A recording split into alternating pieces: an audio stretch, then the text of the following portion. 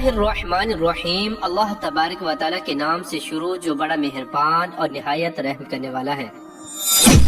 عزوجل کی بنائی ہوئی اس کائنات کے اندر بہت سارے ایسے بادشاہ آئے جنہوں نے اللہ تبارک و تعالیٰ کے نظام کو بدلنے کی کوشش کی اور اللہ تبارک و تعالیٰ کی ذات کو چھوڑ کر خود خدا بن بیٹھے اور خدائی کا جھوٹا دعویٰ کر بیٹھے۔ خدائی کا جھوٹا دعویٰ کرنے والے بادشاہوں میں سے ایک بادشاہ ایسا بھی تھا کہ جس کو اللہ تبارک و تعالیٰ نے پوری روئے زمین کی بادشاہت عطا فرمائی تھی۔ اس کے باوجود اس بادشاہ نے نہ صرف خدائی کا جھوٹا دعویٰ کیا بلکہ یہ اس قدر سرکش اور نافرمان ہو گیا کہ اللہ تبارک و تعالیٰ کی ذات کو جنگ کے لیے للکارنے لگا اور معاذ اللہ تبارک و تعالیٰ کو جنگ کرنے کے لیے کہنے لگا۔ پیارے دوستو، آج کی اس ویڈیو میں ہم آپ کو بتائیں گے کہ اللہ تبارک و تعالیٰ کو جنگ کے لیے للکارنے والا بدبخت بادشاہ نمرود کون تھا، اور جب اس بدبخت بادشاہ نے اللہ تبارک و تعالیٰ کو جنگ کے لیے للکارا تو پھر اللہ تبارک و تعالیٰ نے کون سی حقیر مخلوق کے ذریعے اس کے ساتھ جنگ کی اور اس بدبخت بادشاہ کو ہلاک کر دیا اور پوری دنیا کے لیے عبرت کا نشان بنا دیا۔ پیارے دوستو، قرآن پاک کے اس عبرت ناک اور ایمان افروز واقعے کو سننے کے لیے آپ سے ہماری یہ گزارش ہے کہ ہماری اس ویڈیو کو اینڈ تک ضرور دیکھیے گا۔ پیارے دوستو، اس دنیا کی تاریخ میں 4 بادشاہ ایسے گزرے ہیں کہ جن کو اللہ تبارک و تعالیٰ نے پوری روئے زمین کی حکومت عطا فرمائی تھی۔ ان میں سے 2 بادشاہ مسلمان تھے اور 2 کافر۔ مسلمان بادشاہوں میں سے ایک کا نام حضرت ذوالقرنین علیہ السلام ہے اور دوسرے کا نام حضرت سلیمان علیہ السلام ہے کہ جن کو اللہ تبارک و تعالیٰ نے منصب نبوت پر فائز فرمایا تھا۔ اور کافر بادشاہوں میں سے ایک کا نام نمرود اور دوسرے کا نام بخت نصر تھا۔ پیارے دوستو، خدائی کا جھوٹا دعویٰ کرنے والا بادشاہ نمرود شہر بابل کا حاکم تھا۔ اس بادشاہ کا نام نمرود بن کنعان بن قوس بن سام بن نو تھا۔ پیارے دوستو، روایات میں آتا ہے کہ اللہ تبارک و تعالیٰ نے نمرود کو پوری روئے زمین پر حکومت عطا فرمائی تھی اور اس بادشاہ نے پوری روئے زمین پر 400 سال تک حکومت کی۔ یہ ایک جابر اور ظالم بادشاہ تھا اور اس کے دور کے اندر بت پرستی عام تھی۔ لوگ اللہ تبارک و تعالیٰ کی وحدانیت کو چھوڑ کر بتوں کی پوجا کیا کرتے اور نمرود کو اپنا خدا مانتے اور اس کی عبادت کیا کرتے۔ اس نمرودی دور کے اندر بت پرستی اس قدر عام تھی کہ تمام نمرودیوں نے اپنے خداؤں کے طور پر بہت سارے بت بنائے ہوئے تھے جن کی وہ لوگ پوجا کیا کرتے تھے۔ اس کے ساتھ ساتھ نمرود خود کو بھی خدا کہلواتا اور لوگوں کو اپنی پوجا کرنے کا حکم دیتا۔ اس قوم کی ہدایت کے لیے اللہ تبارک و تعالیٰ نے اپنے پیارے پیغمبر حضرت ابراہیم علیہ السلام کو مبعوث فرمایا۔ کفر و شرک اور بت پرستی کے اس دور کے اندر حضرت ابراہیم علیہ السلام وہ واحد شخص تھے جو اللہ تبارک و تعالیٰ کی وحدانیت پر ایمان رکھتے تھے اور بتوں کی بجائے اللہ تبارک و تعالیٰ کی عبادت کیا کرتے تھے۔ حضرت ابراہیم علیہ السلام نے جب اس قوم کو اللہ تبارک و تعالیٰ کی ذات کو چھوڑ کر بتوں کی پوجا کرتے ہوئے دیکھا تو حضرت ابراہیم علیہ السلام نے اس قوم کو ہدایت کی طرف بلایا اور بتوں کی پوجا کرنے کی بجائے اللہ تبارک و تعالیٰ کی عبادت کرنے کا حکم دیا۔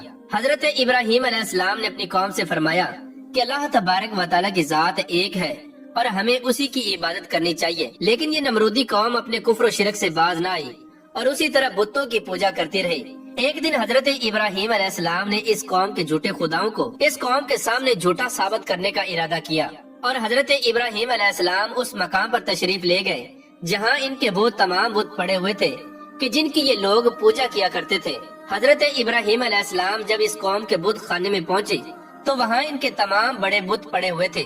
حضرت ابراہیم علیہ السلام نے ان کے تمام بتوں کو توڑ دیا اور تمام بتوں کو توڑنے کا الزام ان کے بڑے بت پر لگا دیا۔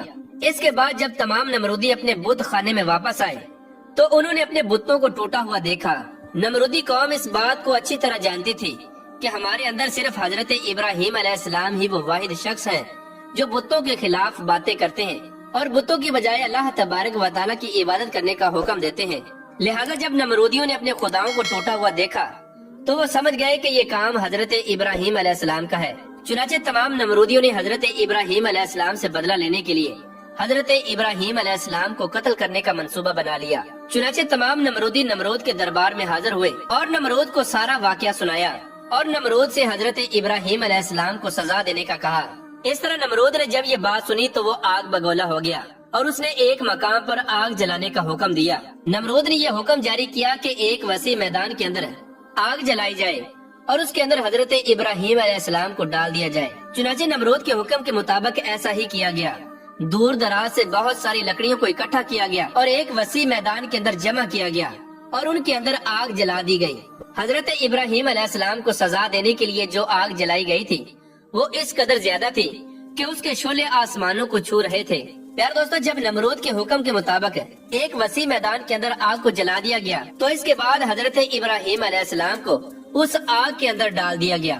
جیسے ہی حضرت ابراہیم علیہ السلام اس آگ کے اندر تشریف لائے تو اللہ تبارک و تعالیٰ نے فوراً آگ کو حکم دیا کہ اے آگ تو حضرت ابراہیم علیہ السلام پر ٹھنڈی اور سلامتی والی ہو جا۔ تو وہ آگ اللہ تبارک و تعالیٰ کے حکم کے مطابق حضرت ابراہیم علیہ السلام پر ٹھنڈی اور سلامتی والی ہو گئی۔ حضرت ابراہیم علیہ السلام ارشاد فرماتے ہیں کہ میں جتنے دن آگ میں رہا اتنے دن میں اللہ تبارک و تعالیٰ کے خاص فضل اور رحمت میں تھا، اور جو سکون اللہ تبارک و تعالیٰ کی طرف سے مجھے آگ کے اندر عطا کیا گیا وہ اس سے پہلے کبھی نہ تھا۔ پیارے دوستو، کچھ دنوں کے بعد حضرت ابراہیم علیہ السلام اس آگ سے زندہ باہر تشریف لے آئے۔ یہ منظر دیکھ کر تمام نمرودی حیران رہ گئے، لیکن اس کے باوجود نمرود اور نمرودی قوم اللہ تبارک و تعالیٰ کی وحدانیت پر ایمان نہ لائی اور اسی طرح اپنی بت پرستی کے اندر مبتلا رہی۔ لیکن اس کے باوجود حضرت ابراہیم علیہ السلام اپنے عہد سے پیچھے نہ ہٹے اور مسلسل اپنی قوم کو حق کی دعوت دیتے رہے۔ حضرت ابراہیم علیہ السلام نے نمرود کو بارہا دفعہ سمجھایا اور اپنے کفر و شرک سے باز آنے اور اللہ تبارک و تعالیٰ کی وحدانیت پر ایمان لانے کا کہا۔ حضرت ابراہیم علیہ السلام کی یہ بات سن کر نمرود اللہ تبارک و تعالیٰ کی وحدانیت کا انکار کرنے لگا اور حضرت ابراہیم علیہ السلام سے مناظرہ کرنے لگا، اور حضرت ابراہیم علیہ السلام کے سامنے نمرود نے خدائی کا دعویٰ کر دیا۔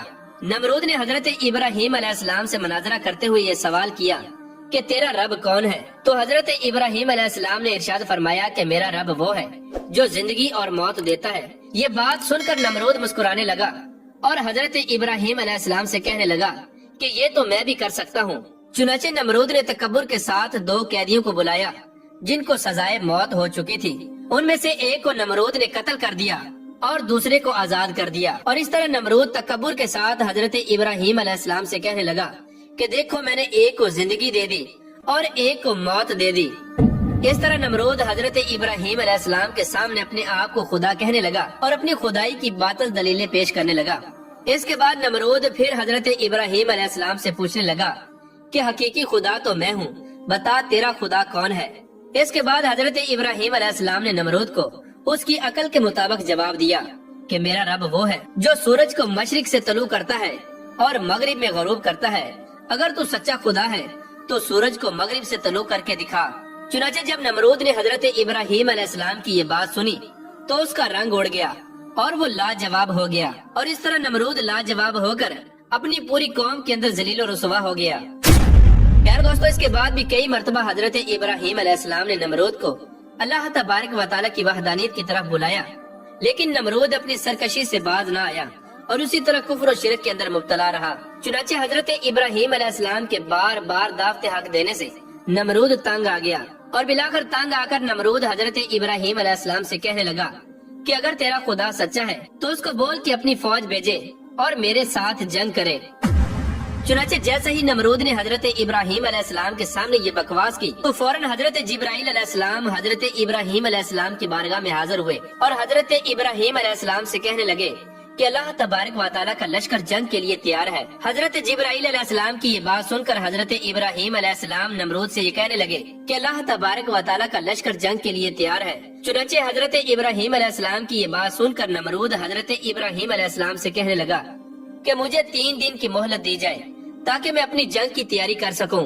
چنانچہ نمرود کو 3 دن کی مہلت دے دی گئی۔ پیارے دوستو، چونکہ نمرود کی حکومت پوری دنیا پر تھی، ان 3 دنوں کے دوران نمرود نے پوری دنیا کے بڑے بڑے جنگجوؤں کو اکٹھا کیا اور بہت سارے ہتھیاروں کو جنگ کے لیے تیار کیا۔ اس طرح جب نمرود نے 3 دن کے اندر اندر اپنی تمام تیاری مکمل کر لی، اس کے بعد نمرود حضرت ابراہیم علیہ السلام کو تکبر کے ساتھ للکار کر کہنے لگا کہ ہماری فوج جنگ کے لیے تیار ہے، اپنے رب سے کہو کہ اپنی فوج کو بھیجے اور ہمارے ساتھ جنگ کرے۔ نمرود کی یہ بات سن کر حضرت ابراہیم علیہ السلام نے اللہ تبارک و تعالیٰ کی بارگاہ میں دعا کی تو اللہ تبارک و تعالیٰ نے مچھروں کی ایک فوج کو بھیجا۔ ان مچھروں کی تعداد اس قدر زیادہ تھی کہ وہ مچھر پورے آسمان پر پھیل گئے۔ اللہ تبارک و تعالیٰ نے ان مچھروں کو نمرودی فوج پر مسلط کر دیا۔ یہ مچھر اللہ تبارک و تعالیٰ کے حکم سے دیکھتے ہی دیکھتے نمرودی فوج کا گوشت کھا گئے اور ان کا خون پی گئے۔ اس وقت تمام نمرودی فوج کی ہڈیاں ہی ہڈیاں باقی رہ گئیں۔ چنانچہ اس دردناک منظر کو دیکھ کر نمرود اپنے محل کی طرف دوڑا اور اپنی بیوی کے کمرے کے اندر چھپ گیا۔ اسی دوران اللہ تبارک و تعالیٰ کے حکم سے ایک لنگڑا مچھر نمرود کے گھر میں داخل ہوا۔ نمرود نے جب اس مچھر کو دیکھا تو اپنی بیوی سے کہنے لگا کہ یہ ہے وہ مخلوق کہ جس نے ہماری فوج کو ہلاک کر دیا ہے۔ چنانچہ اسی گفتگو کے دوران وہ لنگڑا مچھر اللہ تبارک و تعالیٰ کے حکم سے نمرود کی ناک میں داخل ہو گیا اور وہ لنگڑا مچھر نمرود کے دماغ کو چاٹنے لگا۔ جب وہ مچھر نمرود کے دماغ کو چاٹتا تو اس سے نمرود کو اس قدر تکلیف ہوتی کہ نمرود اپنے سر کو دیواروں پر مارنے لگ جاتا۔ اس طرح اللہ تبارک و تعالیٰ کے حکم سے وہ لنگڑا مچھر نمرود کے دماغ میں کئی دنوں تک رہا۔ اس وقت نمرود نے اپنے محل کے اندر یہ حکم جاری کر دیا کہ جو بھی میرے محل کے اندر داخل ہو وہ پہلے نمرود کے سر پر جوتے مارے۔ اس طرح جوتے مارنے کے بعد نمرود کو کچھ دیر کے لیے آرام محسوس ہوتا، لیکن کچھ دیر بعد پھر درد محسوس ہونا شروع ہو جاتا۔ اس طرح اللہ تبارک و تعالیٰ نے نمرود کو ایک حقیر اور لنگڑے مچھر کے ذریعے سزا دی۔ نمرود اپنے سر کو سلاخوں کے ساتھ پیٹتا رہتا، یہاں تک کہ اللہ تبارک و تعالیٰ نے اس کو دردناک موت عطا فرمائی اور یہ اپنے سر کو دیواروں پر مارتا مارتا ہلاک ہو گیا۔ وہ نمرود جو پوری دنیا پر حکومت کرنے والا بادشاہ تھا، اور وہ نمرود جو اللہ تبارک و تعالیٰ کو تکبر کے ساتھ جنگ کے لیے للکار رہا تھا، اس نمرود کو اللہ تبارک و تعالیٰ نے ایک حقیر اور لنگڑے مچھر کے ہاتھوں ہلاک کروایا اور پوری دنیا کے لیے عبرت کا نشان بنا کے رکھ لیا۔ بے شک اللہ تبارک و تعالیٰ ہر چیز پر قادر ہے۔